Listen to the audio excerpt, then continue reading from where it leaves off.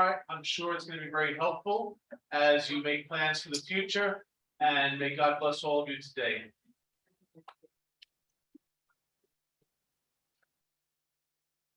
Good afternoon, everyone. I wish to thank Father Costello for the use of this beautiful church, and especially thanks to all of you for being here. A special thanks to Elder Laura, State Planning Attorney, and Margaret Carosa for sharing her expertise and guidance. I'm going to talk about arranging a funeral in advance, which can be done in many ways and is very easy to do. First of all, when you're ready, call the funeral home you prefer and make an appointment. Naturally, we suggest you to call the funeral home, who have been in business for about 110 years. We are open 7 days a week to make pre-arrangements, including weekends. You can arrange your funeral in advance at the funeral home or at your house or apartment if you prefer. We do make house calls. If you want to just put your wishes on file at the funeral home, you can. If you want to pay for the funeral in advance, you can. You may start off with an initial payment of $500 and add to it whenever you wish. The money is placed in a bank account in your name and trust with Gleason Funeral Home. Your money is FDIC insured, and the funeral home can't touch the money until the death occurs. This is New York state law, and it's the best protection for the consumer in the country. Also, you're allowed to transfer your pre-plan from one funeral home to another. For example, we received quite a few transfers from St. Luke's and St. Helens parishioners when Fredericks and Quinn Fogarty's were sold to the national chain. The pre-planned account collects interest. The net consumer yield for August 2022 is 1.28%. If you are not receiving Medicaid, you can get your money back with interest at any time.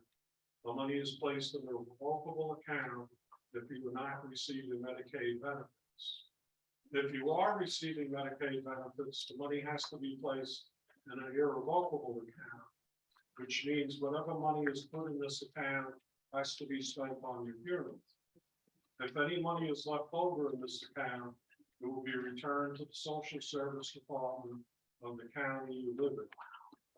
There is no limit how much money can be paid for a funeral if you're receiving Medicaid benefits. It is perfectly legal, exempt from the nursing home and the government. A question we've been asked sometimes is, what happens if Gleason's goes out of business? This question brings to mind a woman named May. I had just received my funeral director's license in 1979 when a friend of my family came up to me after church services and said she wanted to make pre-arrangements, which she did, and paid for everything. She was 75 years old. Every year she would call me to update her file. One year she would add a him, another year another clergy person.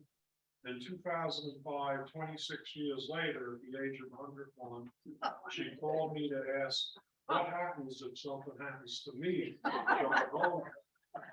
I started to laugh while saying at the rate that you're going, that's a possibility.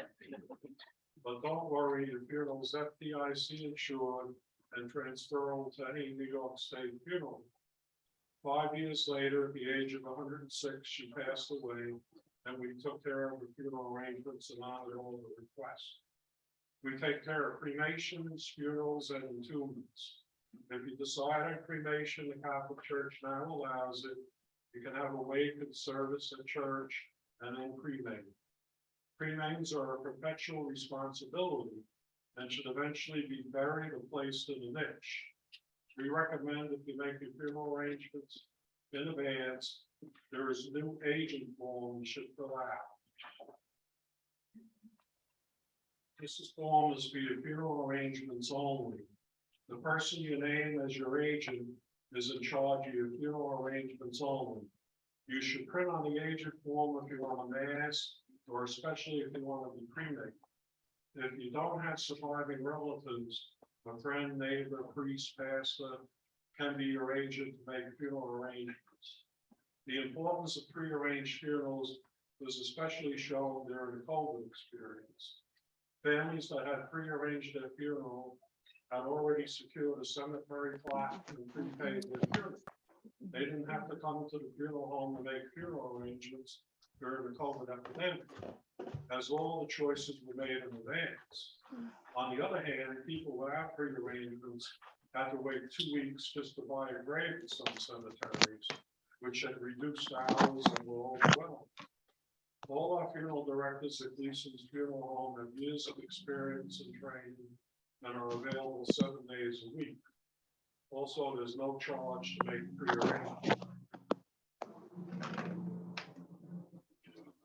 If anybody has any questions, feel free to ask me, John Golden. Vince Carey is in the back, our funeral directors, and also Jesse Luciano is also in the back. At this time, we'd like to introduce Ann Margaret Rosa, the nationwide respected elder care estate planning attorney. We're very fortunate to have her here today. Let's go.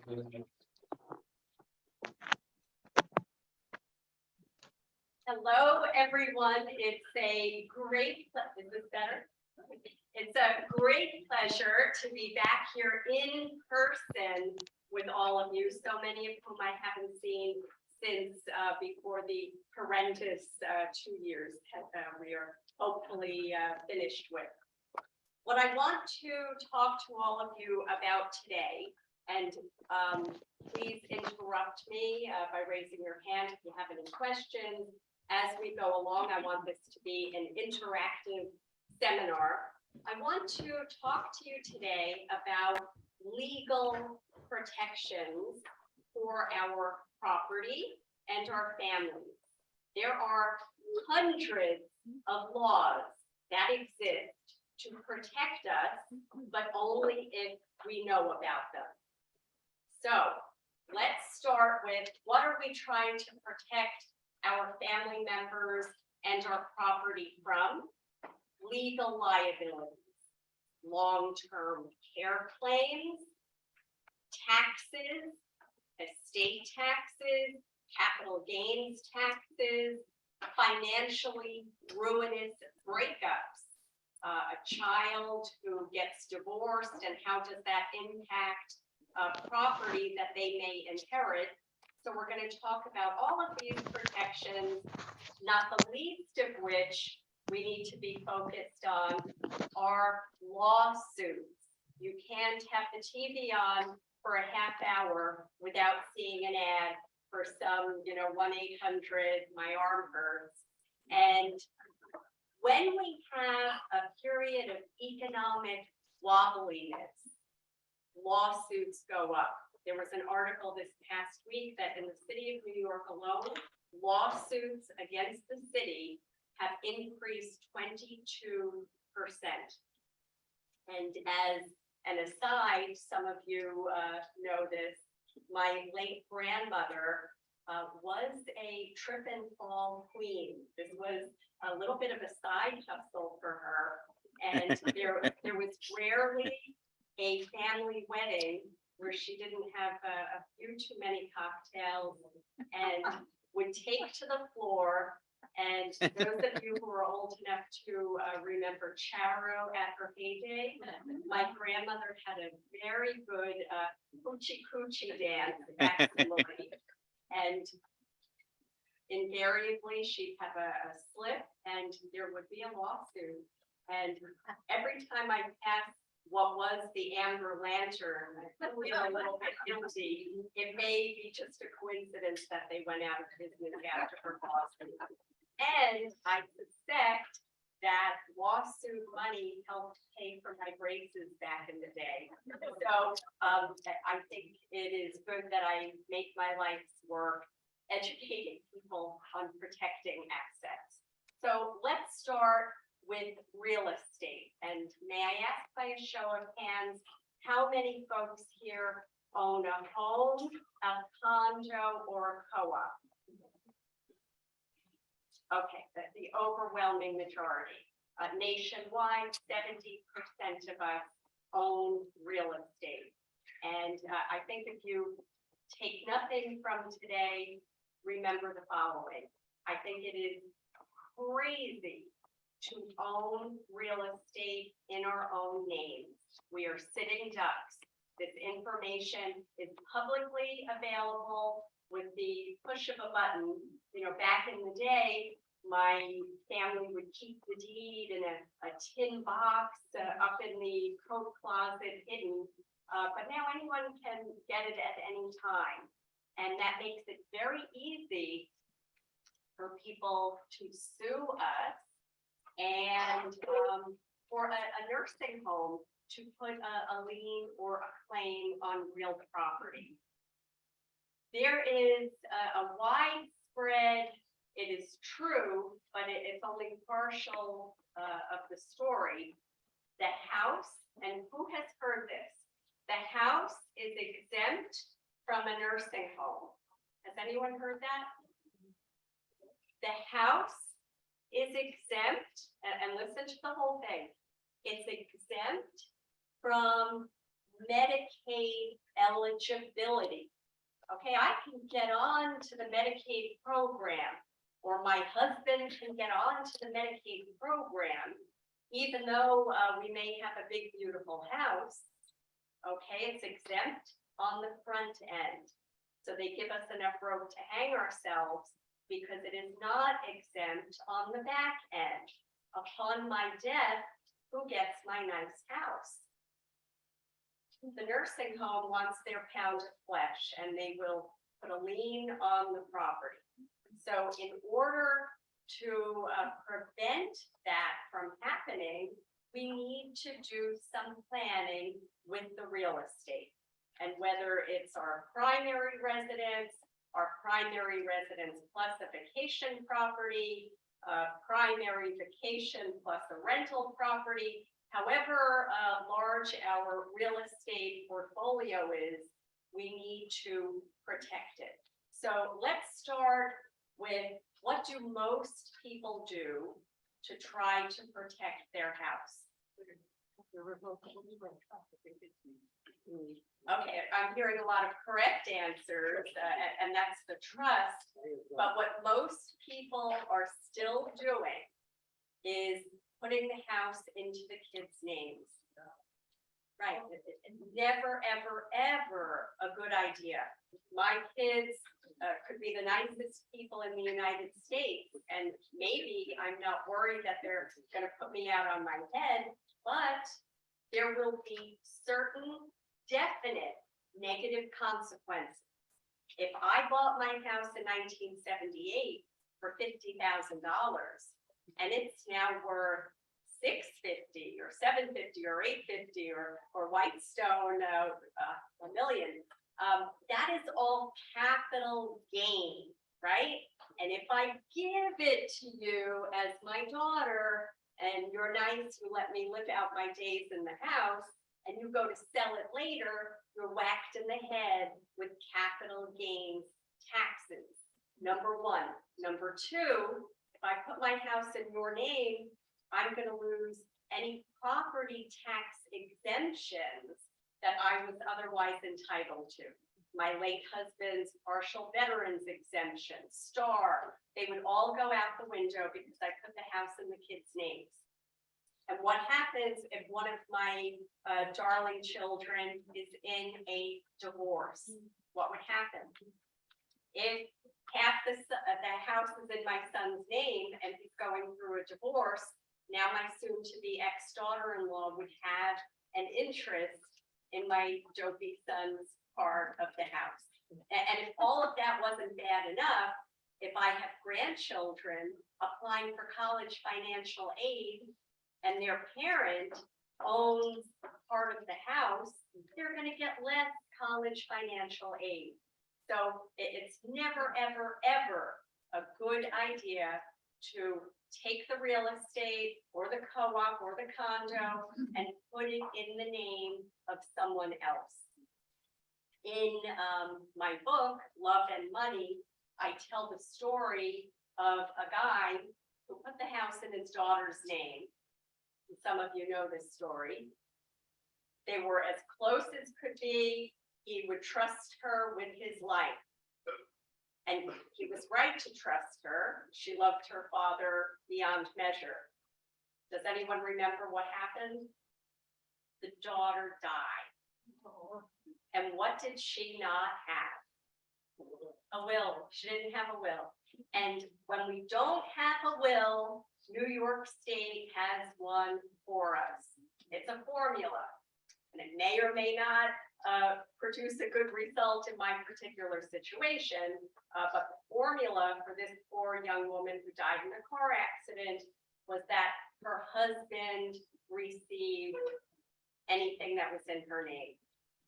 So the father thought, of course, the son-in-law is going to honor, what was an internal family agreement.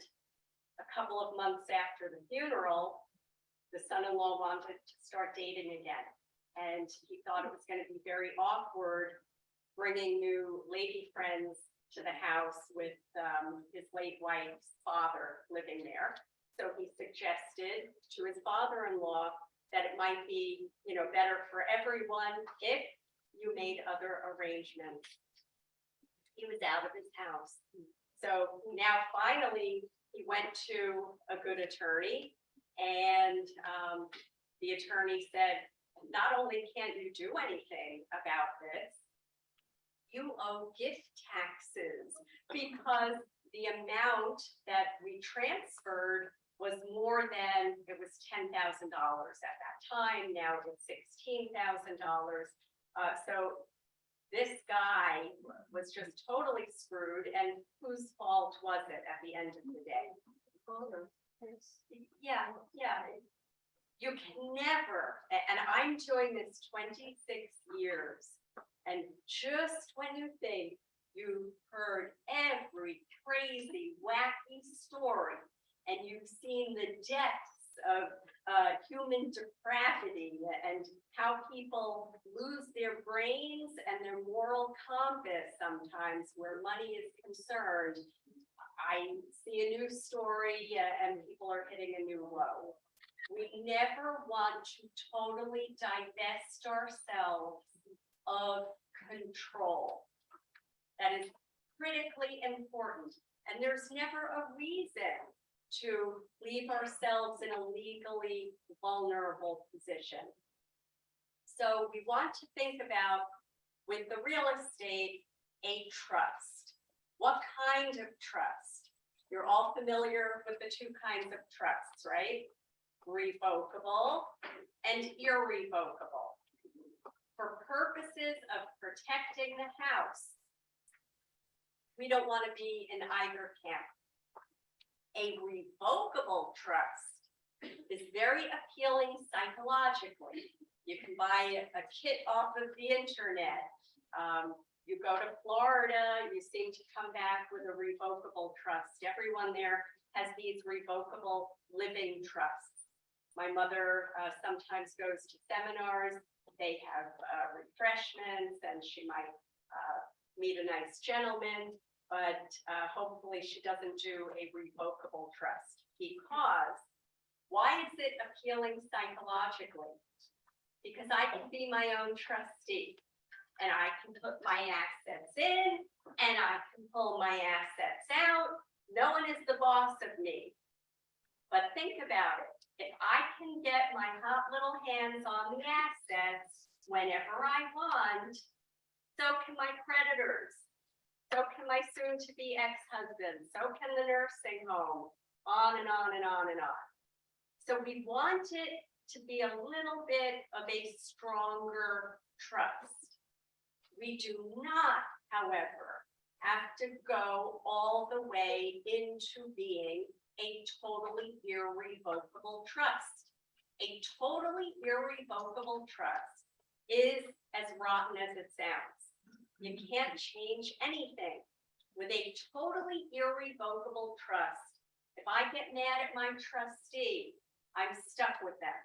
If I want to have the luxury of getting mad at the world and disinheriting my son, I'm stuck.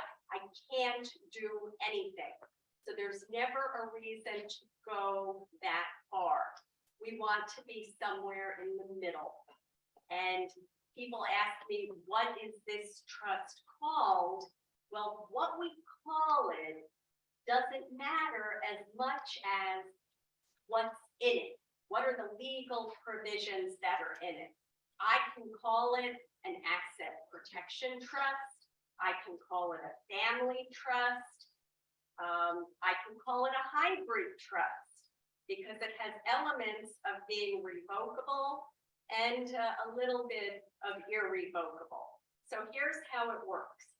I must appoint another person or two people together as my trustees. Okay? But if the trust is properly drafted, I will clip the wings of my trustees so they can't look left and they can't look right without my written permission. Number one. Number two, I retain the right for any reason or no reason to remove my trustee and appoint another person as the trustee.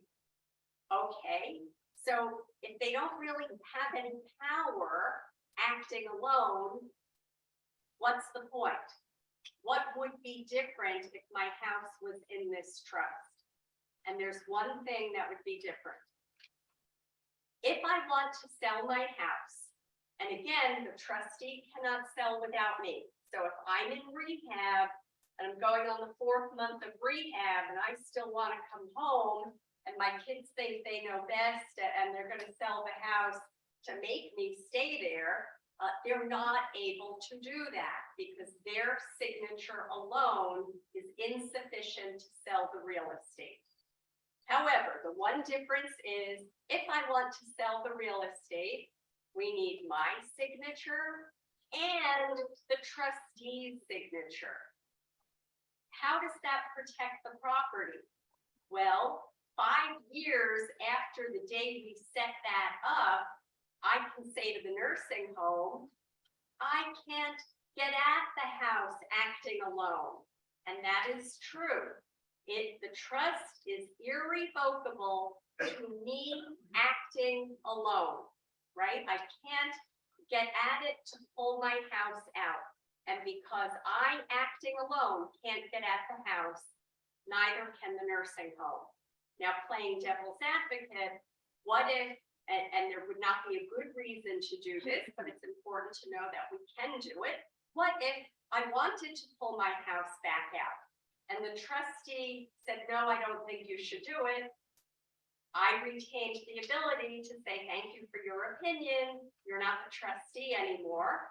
I'm going to pay the guy down the block $20 to be my trustee for 5 minutes and give me that second signature and put the real estate back in my name. So are we clear on how that trustee works? The trustee is like a placeholder or a bouncer at the door, and is there if I want them to be there to give me the ability to say to the nursing home, oh, look, acting alone, I can't get at it. I would love to be able to give you my nice home, the grand, but I just can't do it.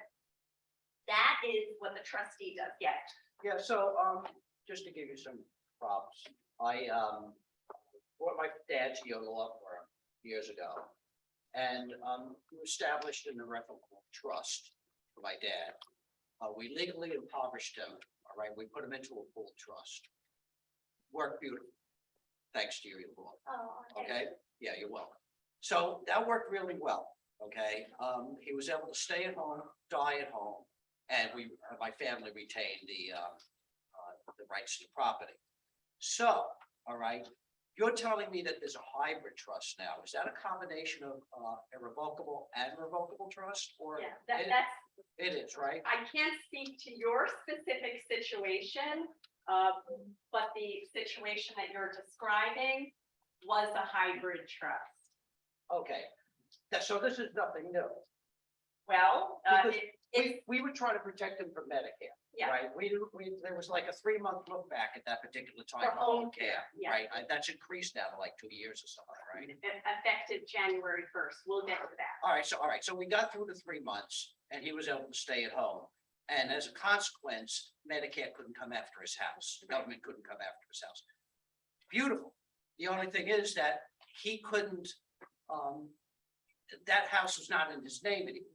In order to sell that house, it would have to have his approval and the approval of the trustee. Is that correct? That's right. All right, okay, fine. I just wanted to, make sure I had that straight. You have it, very straight. Yes. You mentioned, you have to, the cost of a certain amount of years you have to wait.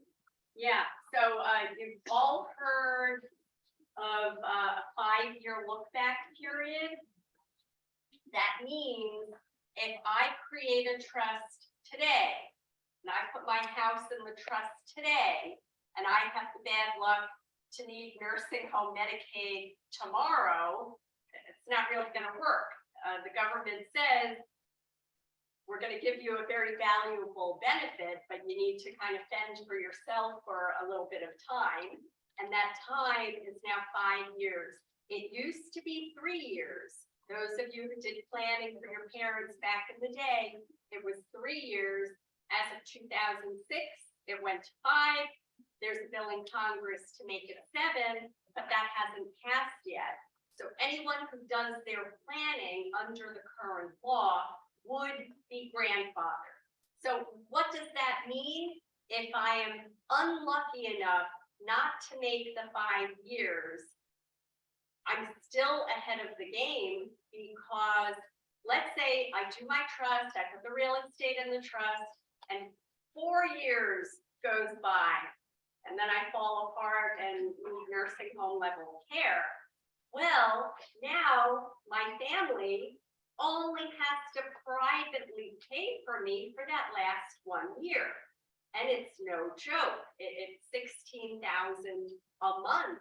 You know, no one plans on needing nursing home level care.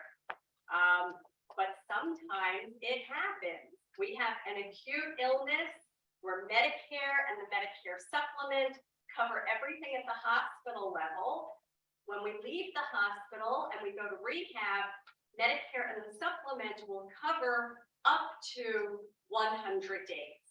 And the up to, I'm making air quotes because we're not guaranteed 100 days, but we are guaranteed that we're not going to get more than 100 days. And it's during that time that the family really needs to get in gear and make sure that everything is the way that it should be. Yes. My name is Sonia. I'm for my ex-husband lives in Maryland. I've been hanging over the place, but he wants to make to the house and bring the house in Florida. He's been living with his home for more than 10 years. They are not married, so they are together. I have a son, now he mentioned that he came to do his house, to my house, and destroy their house and what would be I spoke about in the trust, but he didn't want to do so. Yeah, you know, again, someone who wants to put real estate into a child's name, in that case, I would say, you know, I can't give individual advice, you know, from 20 feet away, obviously.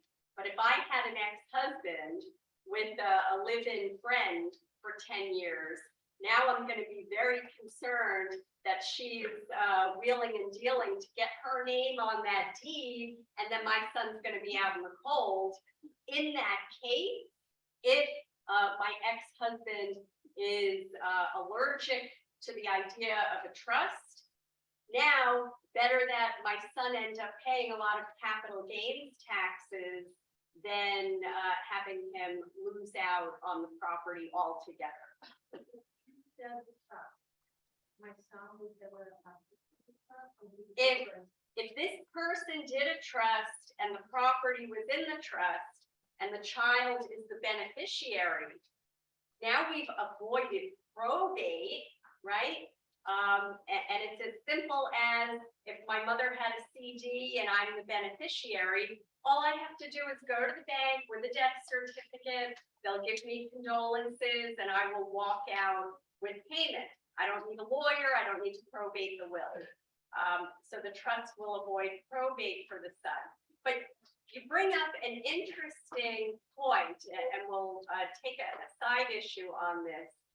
In a blended family situation, our planning antenna needs to be up because we could have competing concerns between my adult children who hate my new younger husband and my new younger husband who hate my adult children. And they can kind of keep a lid on their mutual hatred during my life. But upon my death, there are going to be fireworks. And anyone in this situation, the young spouse is telling me, oh, put my name on the house. I'm going to be out in the street. Of course, I'm going to make sure that your kids get the house later. You can't believe that. Especially if they have their own children. They're going to want their children to get any property that happens to be in their name.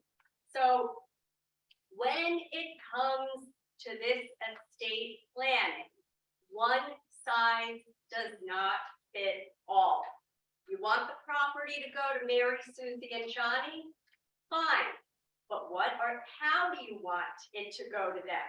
Johnny hasn't worked for 20 years. Whose fault is that? Is it his fault? Or he kept having bad bosses who were bird brains, and now he's on my couch watching game shows all day. Whatever the right and wrong of it is, he's my son. I love him. I want him to have a third of my estate, but it would be foolish of me to let him have it all at once, because it would be gone in 18 months. He thinks he's a business genius. He's going to invest it in cryptocurrency, and he's going to be out, and he's going to be calling my other kids, making their lives miserable forevermore. So we can say Johnny gets a third to be distributed to him at the rate of 5% a year for 20 years, or whatever kind of creative thing you want to come up with. If I have a child who has a developmental disability, who has substance abuse or gambling issues, there's not one of us here who has a totally normal family, right? And we all have some little dysfunction, but the definite thing is that my family dysfunction, and I have a lot of it, is different from your family dysfunction. So, part of this process is having a very frank conversation and trying to build structures. So to give you an example of a nice compromise that we can do for my husband Fabio and my adult children, and the adult children are saying, you have to leave us the house because you and our late dad bought the house, so justifiably that should be ours. And they have a good point there. But what if I am married to Fabio for 20 years? Do I want to leave him homeless upon my death? So the old solution to this problem, and don't take notes on this because it's a bad solution. The old solution was the house goes to Fabio for his life, and upon his death, it goes to the 3 kids. That's a mistake. To give him a life estate is a big mistake, because what happens if he leaves the house and he rents it out and he moves to Florida with his new friend? He gets the rental income and my kids get nothing. Or if he, God forbid, is in a nursing home, he's technically alive, but no one can do anything with the house because he's technically alive. So instead, what we want to do is a limited right of occupancy. And this is something nice to do for my kid who's living at home. He's on the couch, and I know when I die, he's not going to have enough money to keep up with the overhead of the house. Yet, I want to give him a little grace period to get himself together before my other 2 kids are looking to push him out and sell the property. So what we give to my child on the couch and my husband Fabio, is the right to occupy the property until the earlier of their death, their voluntary departure, or their permanent stay in a nursing facility, or if I want to be really controlling, or his remarriage. Okay, and then the right of occupancy extinguishes. They should be happy and well, but let them go live in her house. And at that point, the house reverts automatically to my kids. So that's an example of how we can come up with something that's really good without the downsides. Question? Yeah, Let's go back to that 5-year look back. yeah, And you used the example that we put the property in trust we put the property in trust. 4 years goes by, I have to go into a nursing home. We are responsible for the fees of the nursing home. What happens in the 6th year? okay, so Who's responsible? Medicaid. So, Medicaid? yeah, So Medicaid. she's protected. My wife. Again, I can't speak to your individual situation. Let's take money out of the equation for a moment, and let's say the only thing I own is a house. I put the house into the trust, a certain amount of time goes by.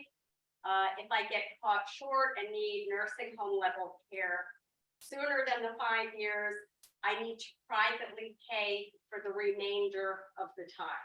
What if I have no money to do that and we want to keep the house? We can take a mortgage on the house. And, you know, your head is going to spin when I say the following words, but it's not always a bad thing. A reverse mortgage is not always a bad thing. If it allows the family to keep the house and not sell in a down market, it makes some sense to think about. And especially if the type of care that I need is home care.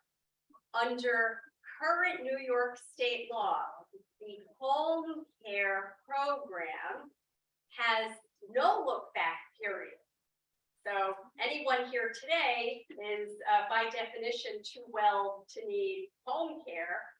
But if anyone did need help with activities of daily living, the cranky functions of feeding, bathing, toileting, the kind of help that we will all need if we're lucky enough to live long enough.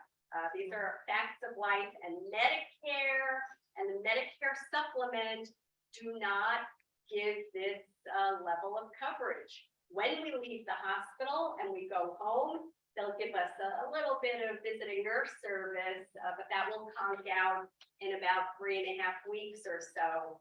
And we want to be in a position to think about Medicaid. Now, yeah.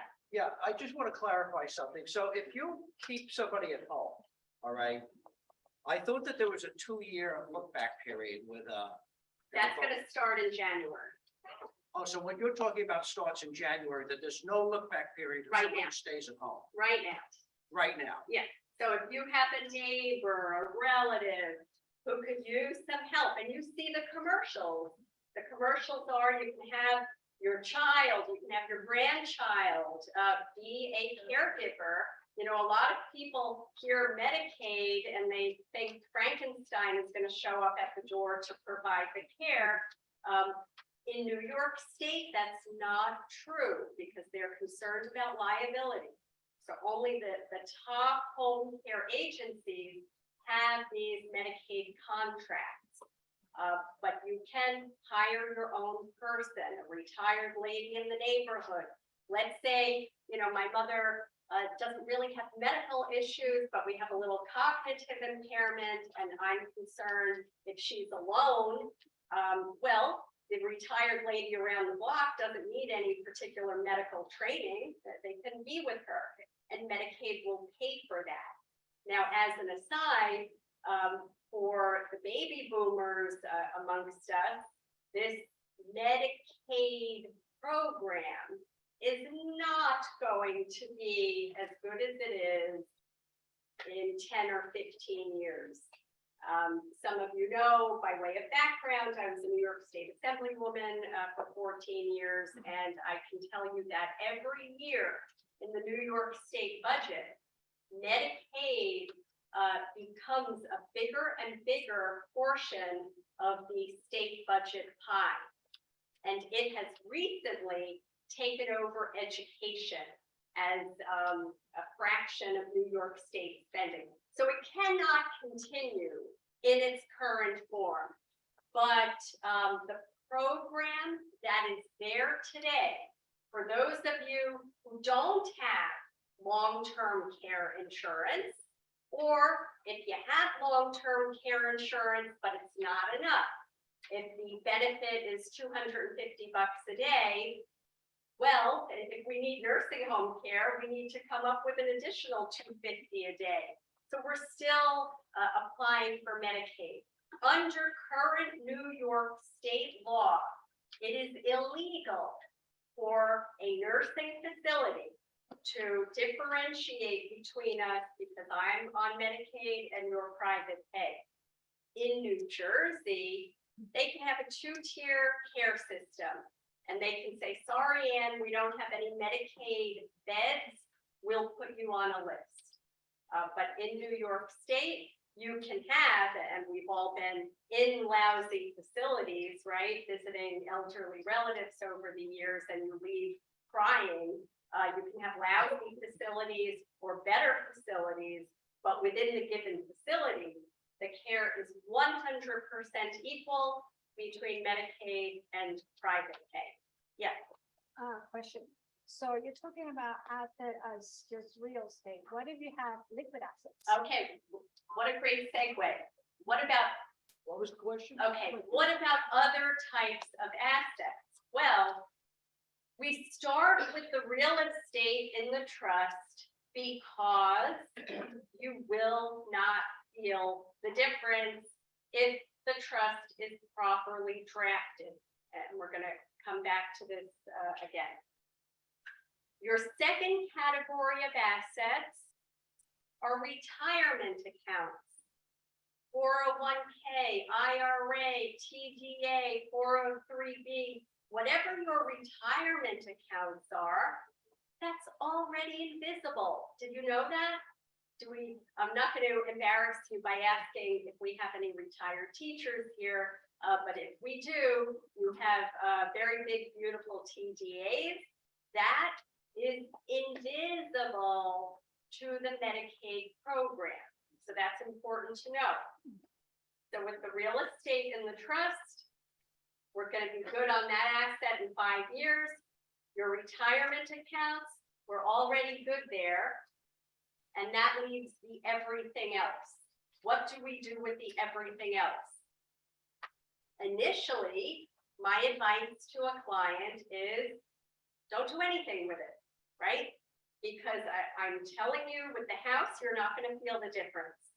If I put all of my money in that trust, I wouldn't feel the difference.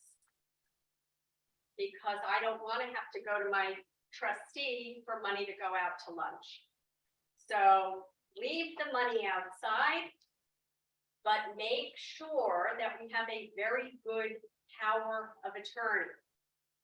So where we have a husband and wife, or today I should say two spouses, where we have two spouses, they need to have power of attorney over each other. Because to close an account and move the money between themselves, they would need power of attorney. So let's say my 5 years is done baking on the house and the trust. My retirement accounts are already invisible. My husband has to go into a nursing home and we have $300,000 in the bank. Well, with the power of attorney, during the initial 100 days that Medicare and the supplement are covering him at the rehab, I'm going to go to the bank and I'm going to move the money into my name. Do we have a 5-year problem with that?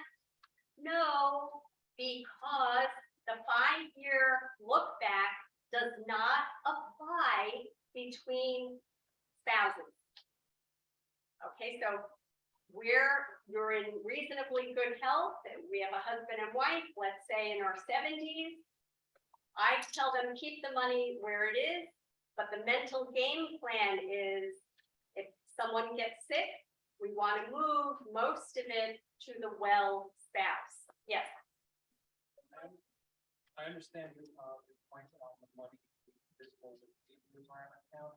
What about foreign income distribution? that's part of the income, and we'll talk about income later. What about children?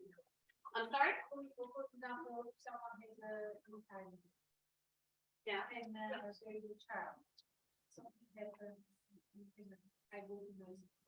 Okay, you're using an example of a retirement account in a nursing home. Nursing home can't look at the retirement account. But if I take out money, fighting the money, for example, so when I take out, so from my retirement account or I can.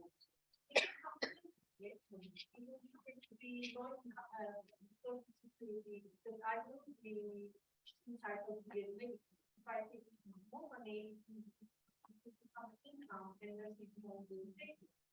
Yeah, so we have a few income questions.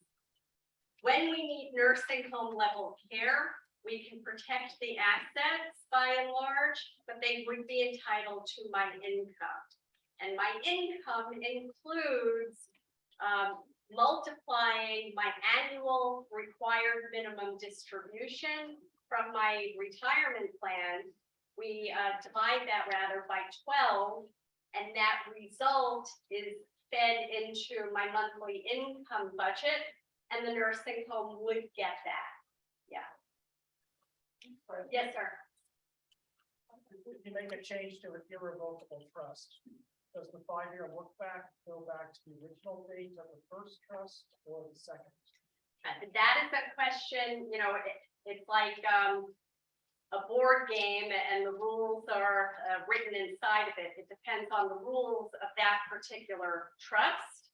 I wrote an article a few years ago called, I thought it was so brilliantly titled, it was called Sort of Irrevocable. And it was for the New York Law Journal, designed to be written for other attorneys. But the upshot is there are 3 ways to get into even an ironclad irrevocable trust.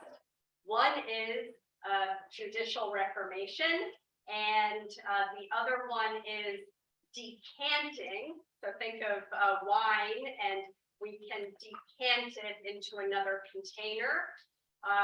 And the third one is statutory reformation under New York state law with the written permission of the grantor and all of the beneficiaries. We can modify and revoke even an irrevocable trust. So I would say that my general answer to you would be, we should be okay as long as we didn't break the magic spell by putting any of the money back in mom's name. Okay, and that applies to the real estate in the trust. If we sell from within the trust, the new buyers have to make that check payable, not to Anne Margaret Carosa, but to the Anne Margaret Carosa Trust. Exactly. So now we didn't break the bubble at all, and they make the check payable to the trust, and this trust buys my new swanky condo or whatever it is. So everything should take place within this little turtle shell. Yes. So, that's what you were just saying. So, all accounts of, let's say, liquid assets, not retirement accounts in the house. So you said they should always join accounts? No, I didn't say that at all. Well, here's why I asked. The account is just in one spouse's name. They have a stroke tomorrow. They're incapacitated. You can't move those. You need power of attorney. That's what I said. That's entirely right. Everyone needs power of attorney. And a lot of people say we're married, we don't need power of attorney. Or I can do the power of attorney on my own.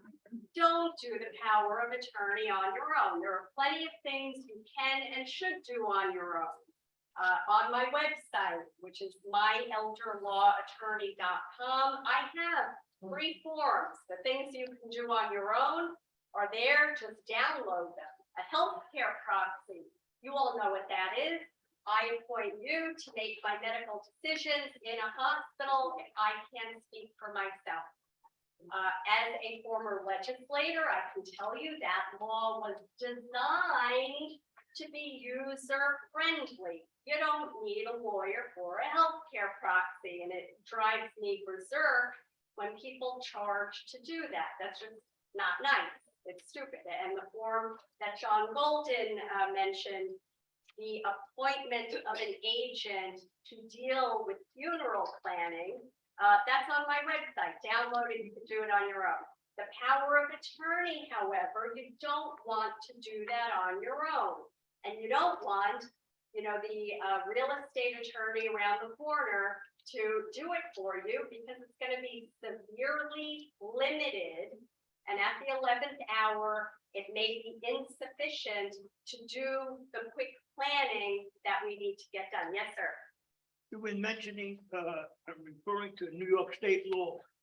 If you have real estate property out of New York State, how does the trusts or the same law apply to it here as in the other state, whether it be Arizona, whether it be Florida, whether it be California? Yeah, because, we have so many retirees go to other states. More and more, all states are overlapping with the rules. But this 5-year look back, that's a federal law. So that applies in all 50 states. The trust that I'm talking about is a creature of the Internal Revenue Code, which is federal. So it applies in all 50 states. So we often have New Yorkers, more and more, we have New Yorkers selling the New York real estate, and the sale proceeds payable to the trust. The trust buys the place in Arizona or Florida, or we may start off with properties in more than one state, and they can all happily go into the same trust.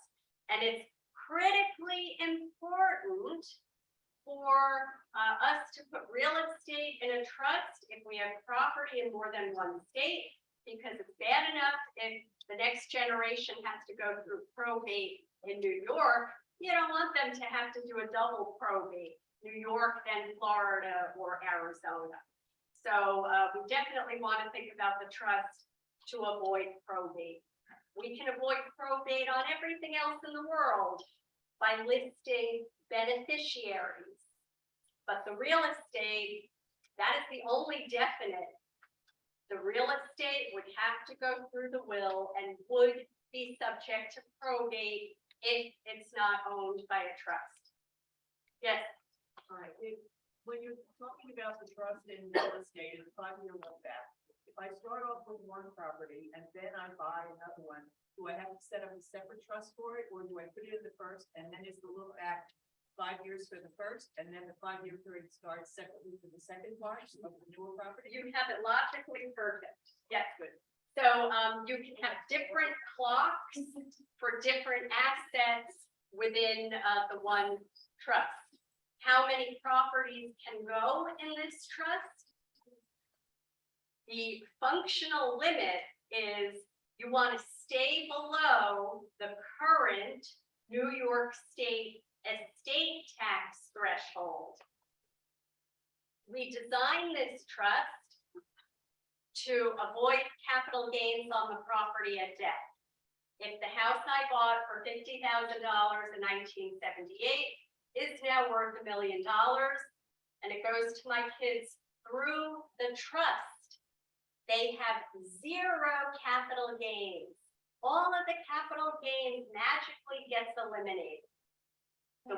The technical way, though, that it gets eliminated is through a journey into my gross taxable estate for estate tax purposes.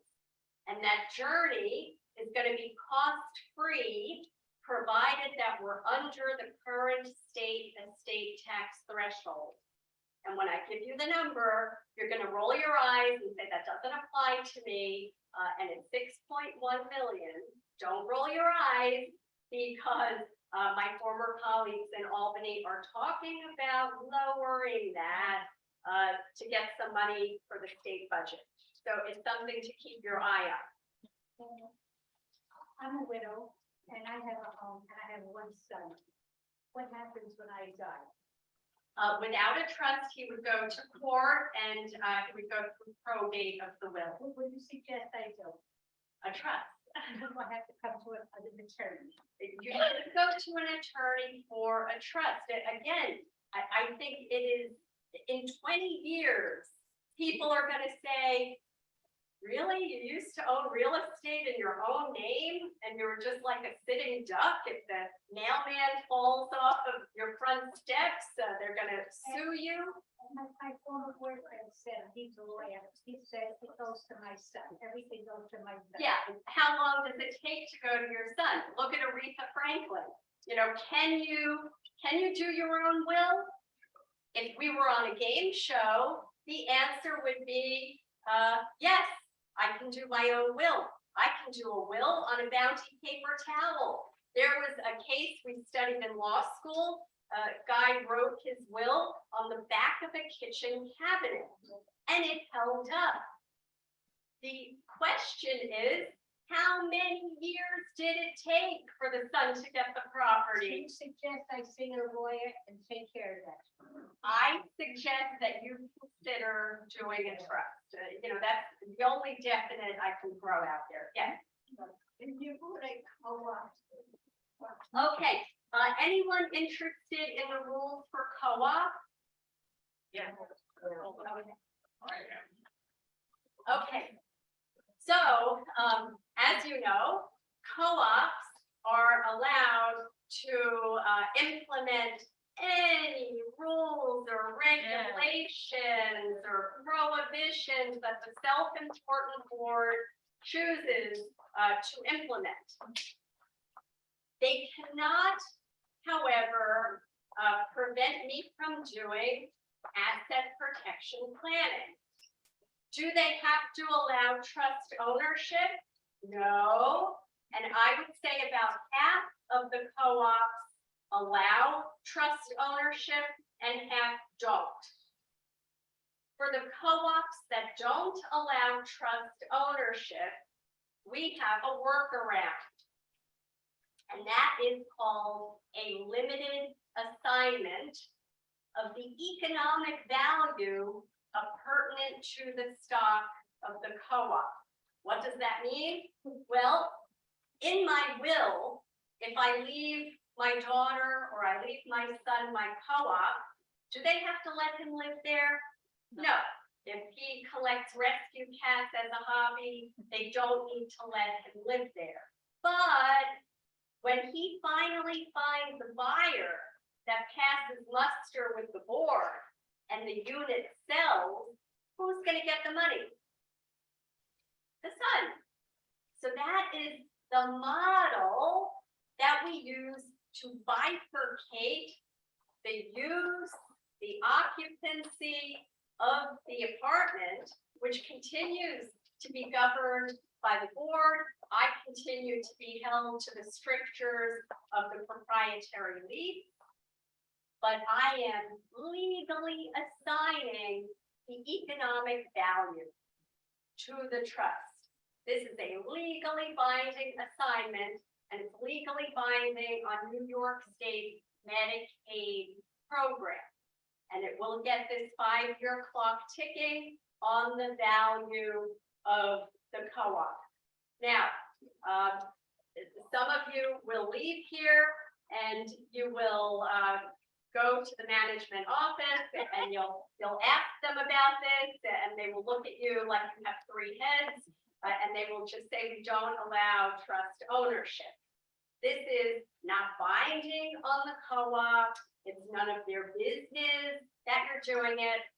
And many people whose co-ops do allow trust ownership choose to go this simpler route do away with the oversight of the co-op because their attorneys would have to look at the trust and that, really runs up a lot of legal fees. So the limited assignment with the co-op kind of hollows it out. So I'm living in a beautiful shell, but the value has been pushed out of my name into the asset protection trust. Yes, So in that, excuse me, in that situation, would you be able to find the answer to that in the bylaws of the co-op? no, the bylaws simply give the board power to decide whether or not to allow trust ownership. And whether they do or whether they don't, under New York State law, you're allowed to do this limited assignment. And within the terms of the limited assignment, I say, this is not binding on Clearview Gardens Corporation, which shall continue to have oversight over the apartment. Yes, Our co-op gave us a secondary option of adding a second person to your deed. no good. Oh, To add my child to the deed on my house, or to add my child to the shares of stock of the co-op is the worst of both worlds. Because if the child gets divorced, my son-in-law gets half the co-op. If I go to a nursing home, the nursing home gets my half of the co-op. So that, I would definitely not do that. Yeah, that's the worst of all worlds. Yes. Yeah, just getting back to the Hyben Trust for a second. One of the questions that I came in here with was there's people in my life that I trust very much, but I don't necessarily trust them to be a trustee. So you're saying that with this hybrid trust, we can put together a trust, put the house in a irrevocable trust, and I can also change the trustee when I want. Is that correct? Whenever you want. Now, to get more information on this, should I make an appointment with one of your attorneys? Should I read your book or what? Is that stuff included in there? The book, thank you. I should be your agent. I promise I'm not here plugging the book, but I do have a lot of good information in it. It's love and money, protecting yourself from angry exes, wacky relatives, con artists, and inner demons. Dr. Phil wrote the forward to it. It's on sale at Amazon or Barnes and Noble, a few other places. And the purchase price is a credit toward legal fees. If you buy it and you think it was lousy, I'm happy to refund the money. I mean it. I do think there's some valuable content in there because it's filled with stories of people who just had a piano drop on their head because they didn't even think, that something could be a possibility. But to address my particular situation in the Hyben Trust, I should really make an appointment with one of your attorneys, yes? Or- I think it doesn't hurt to sit down and talk through the situation and say, here's what's going on with me health-wise. Here are my romantic entanglements. My kids, one doesn't like her sister-in-law. All of these things need to be discussed on the front end. What we're really looking to avoid is blended family or non-blended family warfare later. And the number one thing that causes families to fight and often to never see each other again. At my conference room table in Bayside, I have families leave after a parent's passing, and I say to myself, God help them, if their mother knew how they're leaving this office. My receptionist has had to call 911 on more than one occasion. Brothers trying to push each other through my office window.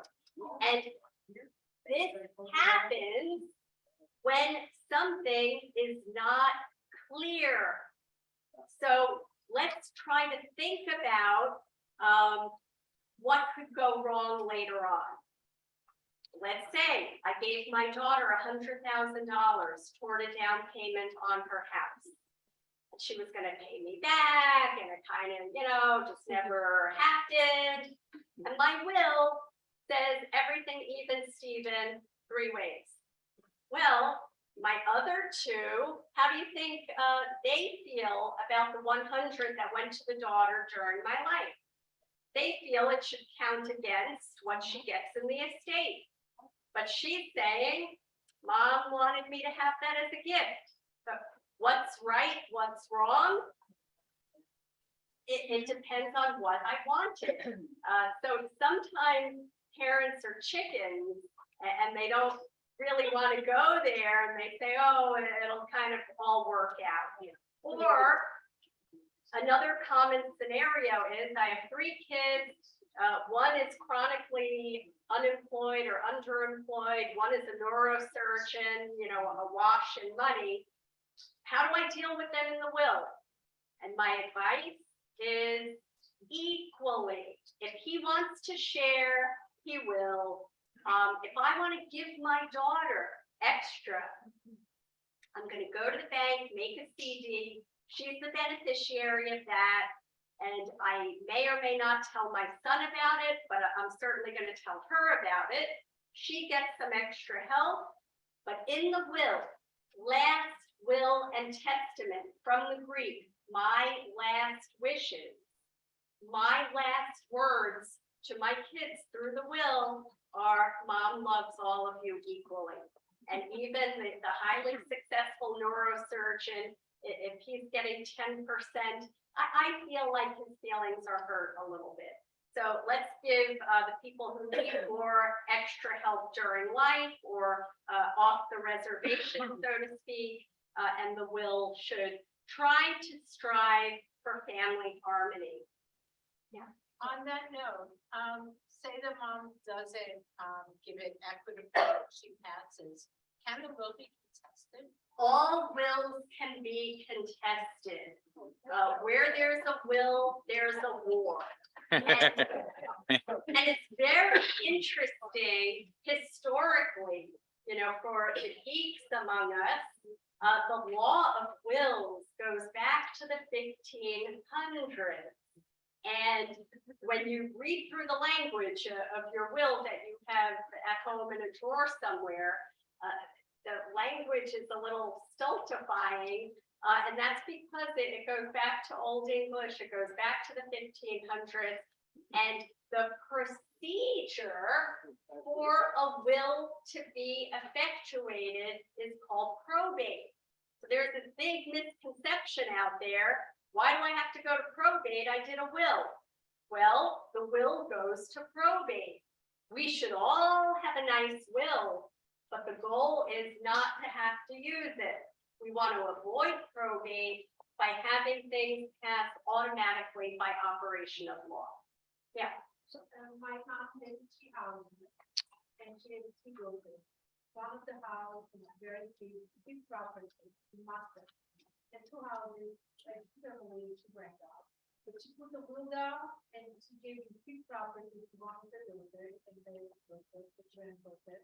But she added a name to the deed. But she didn't do other things. Now, after her death, is it possible to change that? Or you should- No, we can't change things after someone's dead. Yeah. With the deed? We can't change a deed after someone's dead. Yeah. But when she's alive, she can. Yes, yes, sir. And setting up the trust for the real estate, we have all heard, I'm sure, on the commercials on radio and TV about scams where people can access deeds and you don't even know your property is gone until much later in the game. Does setting up the trust help include all of that possibility from happening by a scammer? Well, look, there are brilliant scammers out there, and I see all manner of hijinks out there. But I think having a trustee between, the original owner and the property is, like a bouncer at the door, and it's an additional level of protection. I want to make one more point about the workings of the trust, the mechanics of the trust. I'm going to name beneficiaries, right? The three people who should take it upon my death. But it is critically important that I retain the ability to make changes. Will I ever make changes? Probably not. But because I legally hold the puppet strings and the terms of this trust, that I'm reading directly from the trust. The beneficiaries are Mary, Susie, and Johnny. Per stirpes, that's Latin. That means if God forbid they die, it goes to their kids, if that's how I want it. And then I say the grantor or the settlor retains a special power of appointment to reallocate the interest of the remainder beneficiaries. Listen to the whole thing. Between and amongst the named beneficiaries, my lineal descendants, and trusts for their benefit. This does two very important things for us. If one of my three darlings has a legal liability and calls me that the third divorce is about to happen, because mama retains the ability to yank that interest away, their creditors cannot go after it.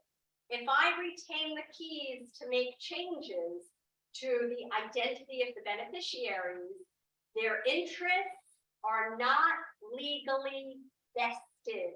They're not frozen. So it's protected from their creditors, from their divorces, a car accident, bad business venture.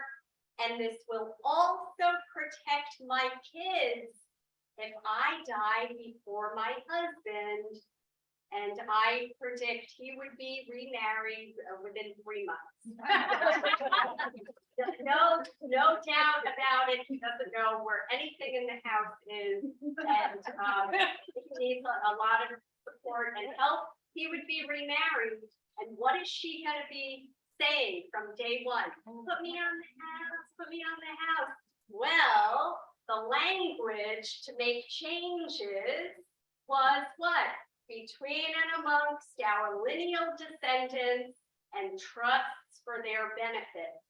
So the go-go dancer does not meet that definition, and this trust blocks a surviving widow or widower from being tricked.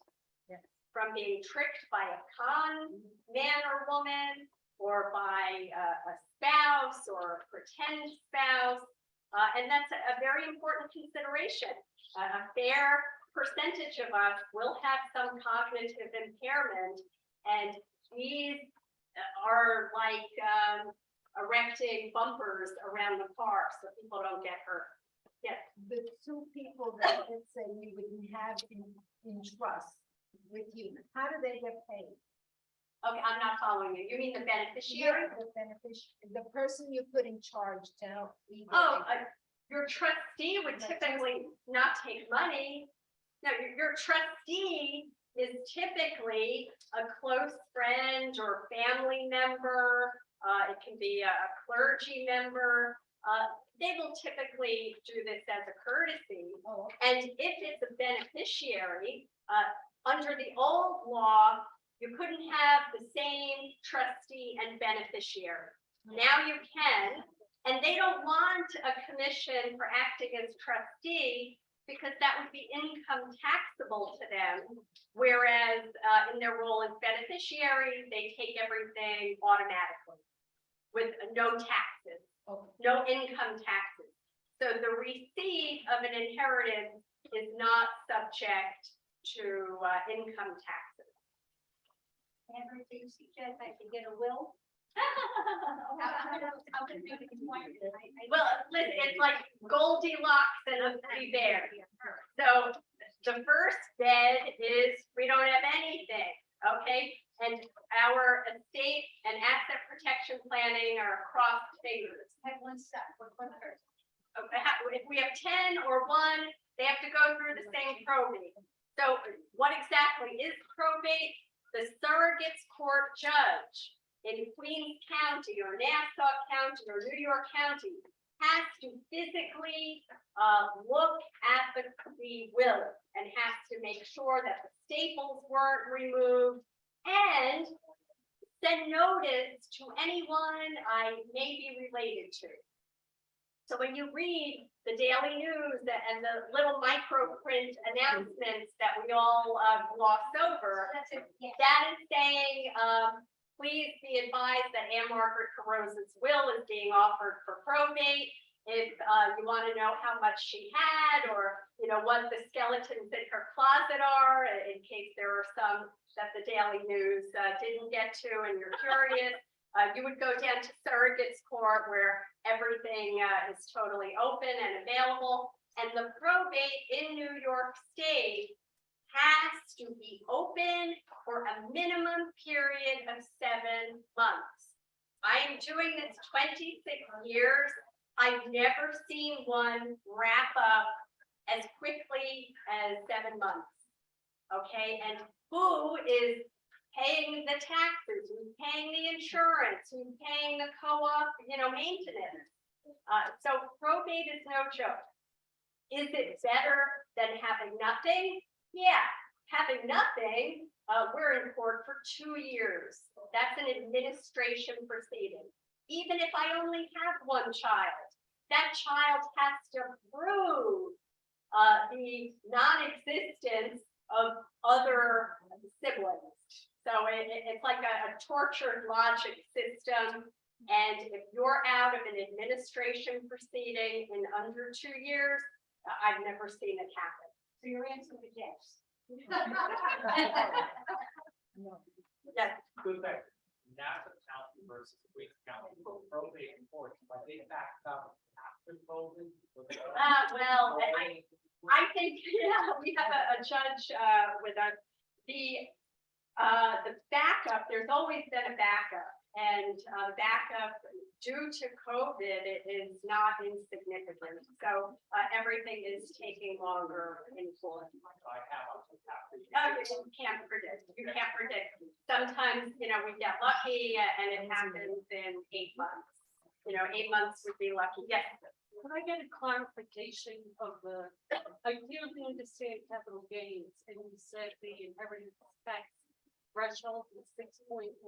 In New York State. Right, so if there's great capital gains on the house, as long as it's below that threshold, no inheritance tax. Yeah, as long as we're below the current threshold, which if you're taking notes and you put it in the dining room buffet and you pull it out in 3 years, this may or may not still be the case. Right. Right now it's 6.1, meaning if we're under that, we avoid capital gains and we avoid estate taxes. My parents' house was in irrevocable trust, and when the last parent died, it passed to me.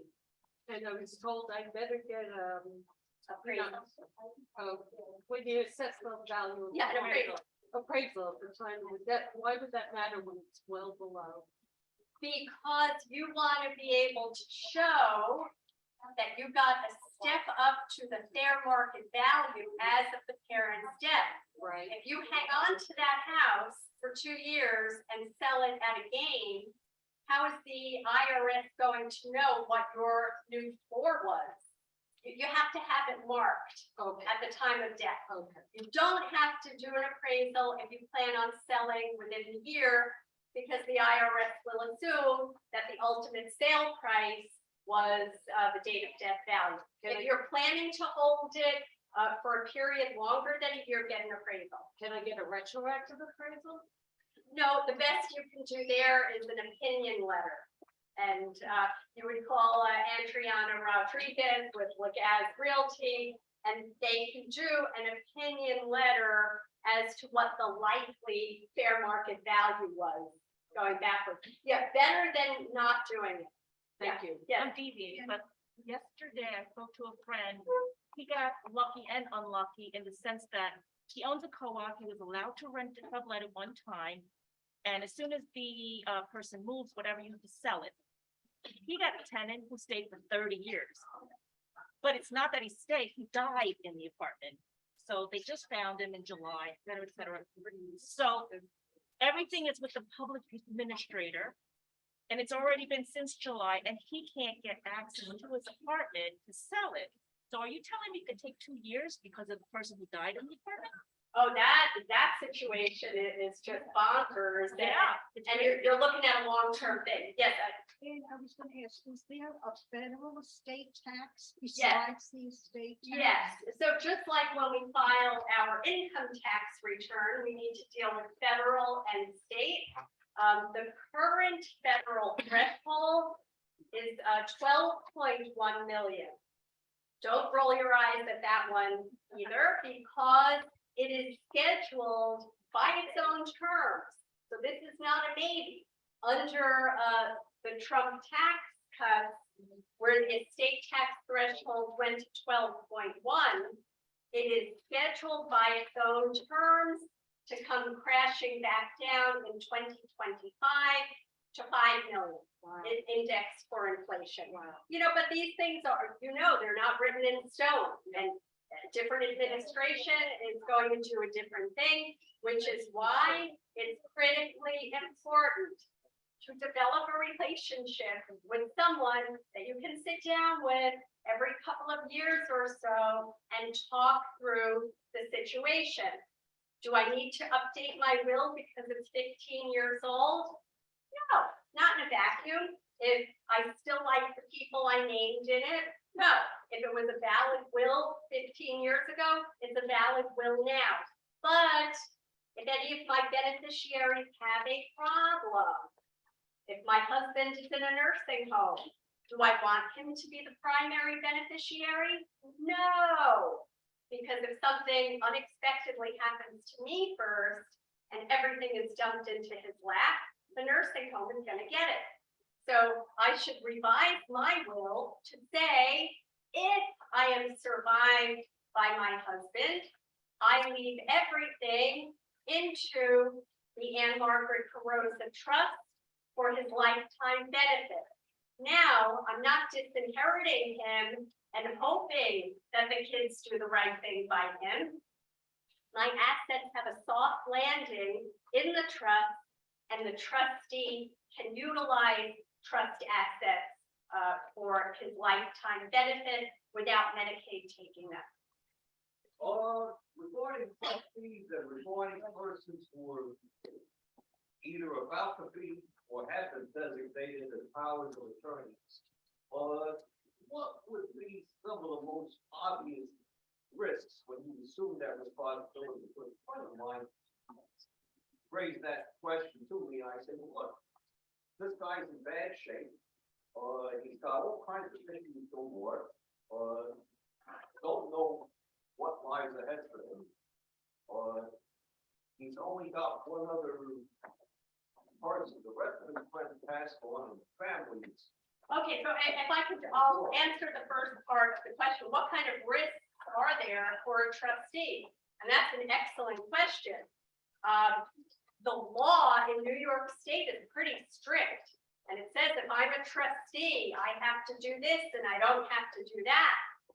But a properly drafted trust will extinguish a lot of routes to liability for me. For example, it will say that the trustee does not have to have a diversified portfolio. That's a requirement for trustees. But what if the trust only has real estate, which most of these trusts do? That's not a diversified portfolio. So one of the beneficiaries can sue the trustee unless within the trust, I say they don't have to have a diversified portfolio. So we look at all of the possible routes to liability for the trustee, and we do away with them within a properly drafted trust. Okay, so the bottom line and the last thing we'll say on the trust issue is that if it's a good one, there's nothing you can't do that you could do with the property in your own name. So it's just a matter of constructing it based on your individual situation. Yes, Can you discuss, long-term care insurance? anyone interested in that topic, long-term care insurance? Besides the real estate, I'm sorry? besides the real estate, how do they come, like, You know, he said long-term care insurance, and I asked the group, is anyone interested in that? Okay. The number one reason people don't have long-term care insurance is what? It's very expensive, number one. Number two, they are allowed to increase the premium. So, you know, it's not a fair playing field. If I, buy my policy when I'm 64, before I hit, what I think is a big birthday next year, and I can swing the premiums comfortably, there's nothing stopping that company from increasing the premium 8 years later when I'm closer to actually needing it. And then if the pressure is too much and I don't go along with the increases, what happened to all of my premiums? Gone, out the window. So I am not telling you to dismiss the notion of long-term care insurance and rely on Medicaid, because Medicaid will not be there in its current lovely form in even 10 years. So definitely become conversant with the long-term care policies that are out there. For those folks who have some liquid assets, you might consider a new type of long-term care insurance policy based on a whole life insurance model. So I take 50,000 or 100,000 and I buy a whole life insurance policy that can have a care rider on it. So if I get sick and need help with activities of daily living, I can pull benefits from this policy. If I'm lucky and I don't need care and I die in my sleep 1 year, many years from now, I hope, my named beneficiaries get the death benefit. So it's terrific. If I buy this thing and I get short on cash later and I want to sell it, they have to buy it back from me, the company. The only caveat is that the company, whether it's MetLife or Genworth, they get to keep the interest that have generated on the money. So it's something nice for you or your adult children to talk to your financial advisor about. It's a good option. We may have time for a few more questions, but I just want to take this moment to thank St. Luke Church and Father Costello for allowing us to be here and share a lot of timely and important information. Today is about, developing a connection. If you come to me, great. If you just want to call me and ask a question, I'm always happy for that. And our co-sponsor for today, Gleason's Funeral Home, they are the absolute best. Now, when we have a tragedy, the human reaction is we want mama to go to where dad went to 20 years ago, but where dad went to 20 years ago is now owned by a private equity conglomerate. One of the few family-owned funeral establishments is Gleason's, and they are such terrific neighbors. And I'm going to tell a story that John is sick of hearing. But a number of years ago, and I tell this story in the book, but I give you a fake name in the book, John. There was a woman in downtown Flushing. She went to St. Mary's. She was a daily communicant, and she never married, lived in her childhood home. And I did a home visit for her because she couldn't get out, and I was just awestruck cat. You know, it was like 80-year-old furniture that was pristine without little kids with Legos and truck scratches. Everything was beautiful. And she wanted her estate, naturally, to go to the church. Okay, we drafted the will, and as an aside, she had forgive me, the ugliest cat I've ever seen in my life. And she loved this cat so much. And so we did the will. We say goodbye. 2 years later, a guy calls me and he says, I'm Catherine's friend. We'll call her Catherine. And she wants to redo her will to leave me her house. So I stifled, saying something fresh because I thought then he's going to take her somewhere else. So I said, okay, that's great, but you understand, sir, that I need to hear it directly from her. So I think he must have pushed her in the car and they pull up to my office in Bayside. And the two of them are sitting in the conference room. The receptionist tells me the client is ready. I come in and I asked the guy, I said, forgive me, but I need to speak with her alone. He goes in the waiting area and I asked her, who is this? And she said, I don't really know. He comes around a lot. Now, she was starting to be a little foggy on the details. She said, he promised to take care of my cat if I leave him the house. I said, now I'm panicking. She's sitting there and I thought, you know what? I'm going to call John Golden. I did. And I said, hey, John, how are you? How are you? Listen, this may sound like a strange question and I'm crossing my fingers because she's right there. Would you help me place a cat for someone if they passed away? And he said, you know what? Yeah, absolutely. I'll take the cat. And you had your dad at the time and you said you'd be some company for him. So she hears this and now she's calm, hang up with John Golden. And she asks, what do I tell the guy outside? I said, tell him whatever you want, but that the lawyer is keeping the new will for safekeeping to try and get him off of your back. So lo and behold, she did pass away. I called John and man of his word, he went there to pick the cat up. And I think there was a bad outcome. He scratched you and ran away. But anyway, totally family run, stand-up neighbors and people who are there for all of us. They support community organizations.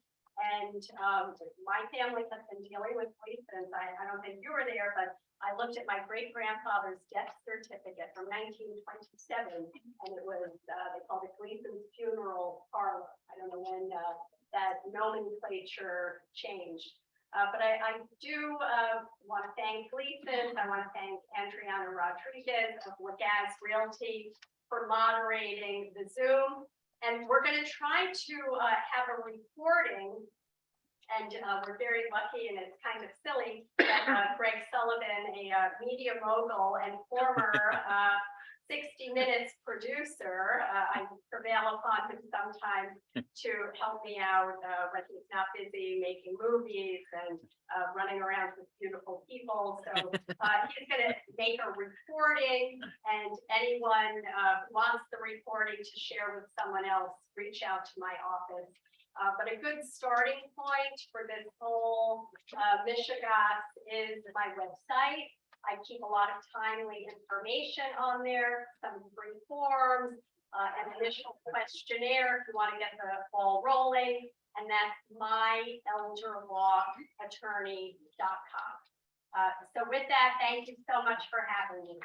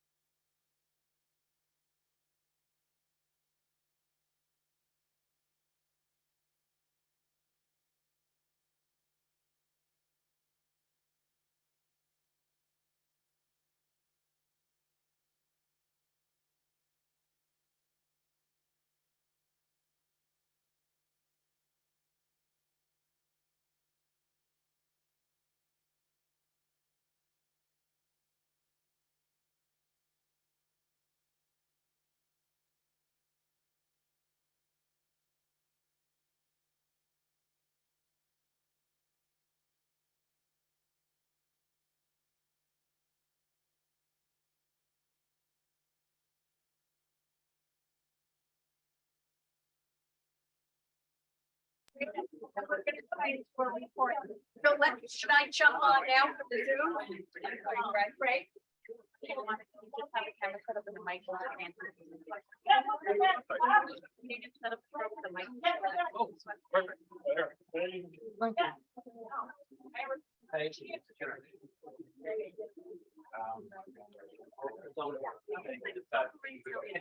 Don't worry. How did that work out?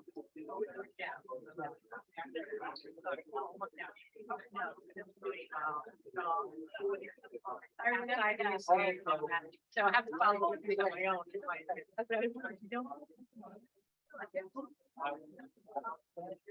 I texted her. I have texted Marion this week and she says that, yeah. With this whole thing with them now. I know. Oh, I mean, I saw the people every day and then one day it was crazy. But people training for the next. Me too. I just retired. No, that's right. Are we good? Yes. But anyway, I'm gonna be giving you a call to follow up with my. I've own been thing. thinking about you, Lorraine. Yeah, I was. I'll tell you all about it. I'll call your office. All right. Make an appointment. Oh, no, we're not good for that. Hold on a second. Okay, wait. Hi. Nice to meet you. Oh, I wish you. I think we might have to start.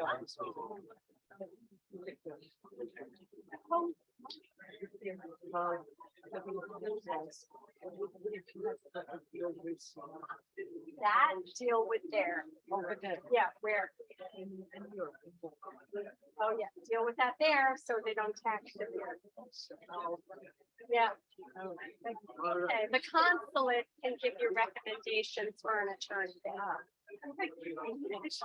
Yes. I don't need it.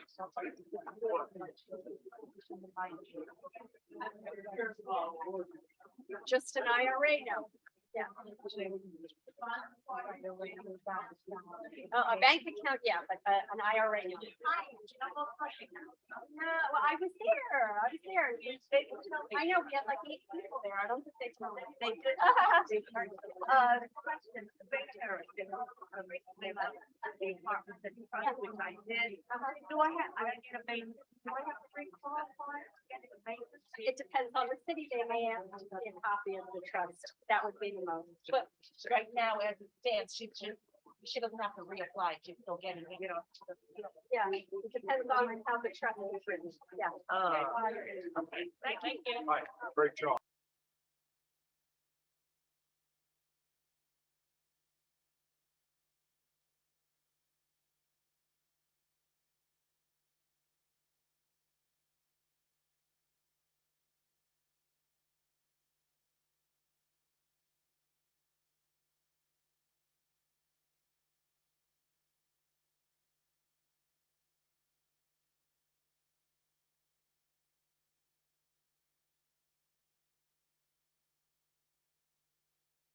Hi, Ann, how are you? Very good talk, very appreciative.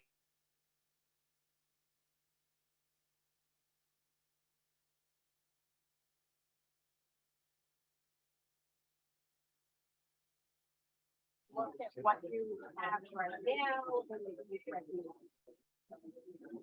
And would we see you? You asked for me. You're from Dave Sully.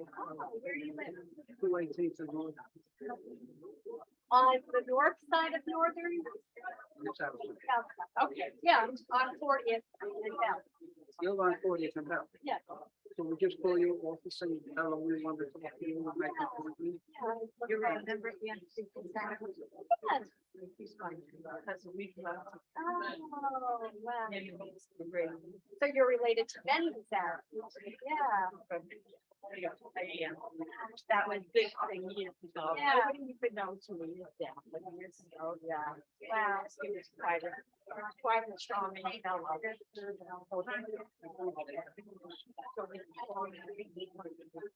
What's your last name? Is that? Yeah. No, my marriage. Last name Frank. R-A-K-E. Is that like English? Oh, But 5 generations. okay. Oh, okay. Okay. Fine. Lovely to see you. We'll see you then. Okay. Thank you so much. Take care. Bye-bye. Bye-bye. Thank you very much. Okay. we were lucky to have enough, 8 people that were watching at home. And, there was a couple questions about trust. But we have a real estate property, transferred to your goal point. It's considered a gift and subject to gift. And we need the federal lifetime exemption. Okay, so if we transfer real estate into a properly drafted trust, there would be no immediate gift taxes if we retained the ability to change the beneficiaries. Because if we retain the ability to change the beneficiaries, then it was not a completed gift during life, where we would have to do a gift tax return. You still get tax exemption for real estate, properties. Yeah, so thanks to my misspent youth in the New York State Legislature in 1998, that was my bill, saying that if the trust provides the grantor with lifetime ownership rights, they get to keep all of their exemptions. And for the single person, we were mentioning nursing homes and transferring money from power to money from spouse. What if you're single person, how do you handle cash and even other private investment accounts? So some advice for single people, I have an article on my website called Estate Planning and the Single Girl, but it would apply to a single person of either gender. And we would want to think about, for them, putting some portion of the money into the trust, because we don't have the ability to do a quick handoff between spouses. Now, if you have a house in a spot, does the clock start at purchase day one, or even if the trust is 4 years old? So when we transfer real estate into the trust, the 5-year look back will start as of the date we put it in the trust. And explain spousal review and what that spouse can later get. The 5-year look back does not, in New York State, does not apply between spouses, meaning I can transfer my assets to my spouse, and under New York State law, the spouse can do what's called a spousal refusal. Is that the end of the story? Well, it depends on how much they're refusing. So if we're sitting on $5 million, then the Medicaid program will become my new pen pal, and they will send me a letter, and we will, at the end of the day, negotiate a settlement. So if you want to have cash on hand during the 5-year look back, do you leave those funds out? Do they become exposed to nursing homes? Do you need funds out of trust for nursing homes to keep you in? So we would definitely want to keep cash outside of the trust so that my retirement years do not involve me going with a tin cup to the trustee to get money to go out to lunch or go get my hair done. That being said, we don't want to have a ton of cash outside of the trust, because that would be subject to a nursing home claim. If I put a lot of money into the trust, I can always borrow some out of it, which would give me the ability to use that money. And then if we needed a nursing home, I could repay the loan to the trust. Is the home process, is that for illness or for life? So when we leave a hospital and go to a rehab or nursing home, we get up to 100 days covered by Medicare and the supplement. And we get a new 100-day period after 60 days back at home. And it's definitely get insurance in the trust name covered property. When we put real estate into the asset protection trust, we should definitely notify the insurance carrier to let them know about the change in ownership. They may want a copy of the trust so that they are secure in the knowledge that nothing has really changed with respect to the use of the property, that it's still going to be me with 100% of the lifetime ownership rights. And then we shouldn't have a change with the rates. Okay. And if someone wants their child to have a house after they die, do they put it in the will, or does it have to be sold at death for their death? So when we want a child to receive our real estate, that needs to be spelled out within the will. But then again, the will would go to probate. So if we want the child to take the real estate without a delay, we would put the real estate into the trust and it would go directly to the beneficiary, who would then decide, are they going to sell it or are they going to keep it? That's all the questions we have. That's good. Losing my point.